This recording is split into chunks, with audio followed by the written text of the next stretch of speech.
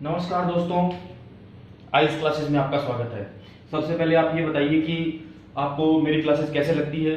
अगर आपको मेरी क्लासेस अच्छी लगती है तो आप इसको लाइक करें, सब्सक्राइब करें। आज हम संविधान की प्रस्तावना के बारे में पढ़ने जा रहे हैं। ठीक है दोस्तों, जिसको हम इंग्लिश में प्रीएम्बल भी बोलते हैं। प्रस्तावना किसी भी कोई भी सब्जेक्ट होता है उसका सबसे महत्वपूर्ण पार्ट होता है प्रस्तावना। प्रस्तावना में हम सबसे पहले क्या बताते हैं कि इसमें हम क्या पढ़ने वाले हैं। कोई भी टॉपिक होता है, जैसे भी हम कोई भी बड़ा स्पीच तैयार करते हैं, इसके अलावा कोई भी हम ऐसे लिखते हैं तो उसकी प्रस्तावना हम तैयार करते हैं। इसको हम इंट्रोडक्शन भी बोलते हैं। तो वी कैन से दैट प्रस्तावना इज द प्रीएम्बल ऑफ, प्रस्तावना is the introduction of constitution. Okay, प्रस्तावना को कॉन्स्टिट्यूशन में प्रीएम्बल कहा गया है। ठीक है दोस्तों, प्रस्तावना में क्या लिखा गया है? हम भारत के लोग भारत को संपूर्ण प्रभुत्व संपन्न समाजवादी पंथ निरपेक्ष लोकतांत्रिक गणराज्य बनाने के लिए तथा उसके समस्त नागरिकों को सामाजिक आर्थिक एवं राजनीतिक न्याय, ये बहुत इंपॉर्टेंट शब्द है, सामाजिक आर्थिक एवं राजनीतिक न्याय। जो हमारे देश में बहुत सारी व्यवस्थाएं चलती है उसको हम सामाजिक आर्थिक और राजनीतिक न्याय, अभी जैसे आर्थिक आधार पर आरक्षण हमें जो दिया गया था उसमें हमारी जो संविधान की प्रस्तावना इसमें से ये शब्द उठाया गया था। इसके अलावा हमारे एक आर्टिकल का भी इसमें यूज किया गया था जो नीति निर्देशक तत्व है, जिसको हम डीपीएसपी भी बोलते हैं।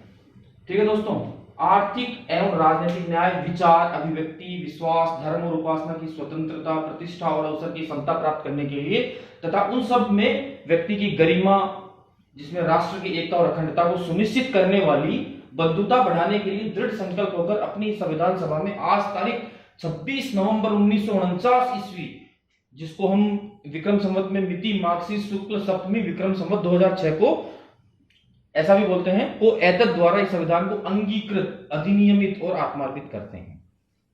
काफी बड़ी संविधान की प्रस्तावना है जिसमें पूरे संविधान का निचोड़ निकाल के रखा गया है।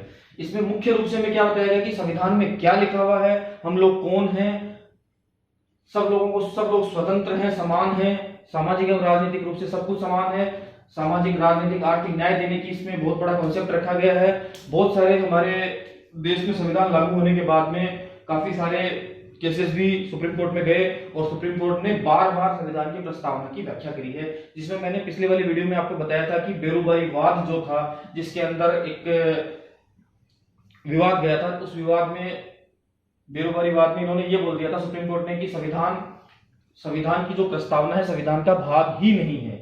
लेकिन 1973 में जब केशवानंद भारती बनाम केरल राज्य, 1973 में जब ये मामला गया तो संविधान में ये कहा गया, माननीय सुप्रीम कोर्ट, माननीय उच्चतम न्यायालय, उन्होंने ये कहा कि संविधान प्रस्तावना संविधान का ही भाग है और इसे संशोधित भी किया जा सकता है, और उसे बाद में संशोधित भी किया गया। कौन से संशोधन द्वारा? कृपया मुझे कमेंट बॉक्स में लिख के बताना कौन से संशोधन द्वारा। यस, पिछले वीडियो में मैंने बताया था, कौन सा? 42 अमेंडमेंट। ठीक है दोस्तों, कौन सा संशोधन? 42वां संशोधन। 42वां संशोधन कौन से सन में किया गया? ओके, फिर से बता देता हूं, 1976। ठीक है दोस्तों, ये संशोधन किस समिति की सिफारिश पर किया गया? ये संशोधन सरदार स्वर्ण सिंह समिति की सिफारिश पर किया गया। और इसमें कौन कौन सदस्य थे, चलो ये मैं बाद में बताऊंगा। ये आरएच 2018 का क्वेश्चन भी था। ठीक है, तो ये अमेंडमेंट, जिसको मिनी संविधान भी बोलते हैं, लघु संविधान भी बोलते हैं, काफी बड़ा अमेंडमेंट था जो इंदिरा गांधी द्वारा करवाया गया था।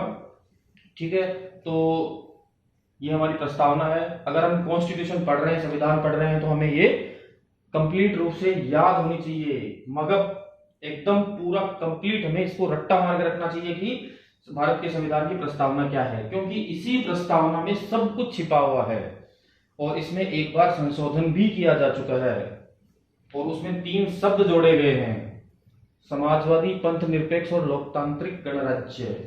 ठीक है, और उसमें कौन सा बेस बनाया गया था? केशवानंद भारती बनाम केरल राज्य, जो कि 1973 में एक काफी महत्वपूर्ण निर्णय लिया गया था। और उसमें यह भी कहा गया था कि संविधान की प्रस्तावना में संशोधन किया जा सकता है, लेकिन वह संविधान की आधारभूत संरचना के खिलाफ नहीं होना चाहिए। और जब सरकार ने यह पूछा कि संविधान की आधारभूत संरचना क्या होती है, तब माननीय सुप्रीम कोर्ट ने यह कहा कि संविधान की आधारभूत संरचना की व्याख्या हम खुद करेंगे और बार बार करते आ रहे हैं।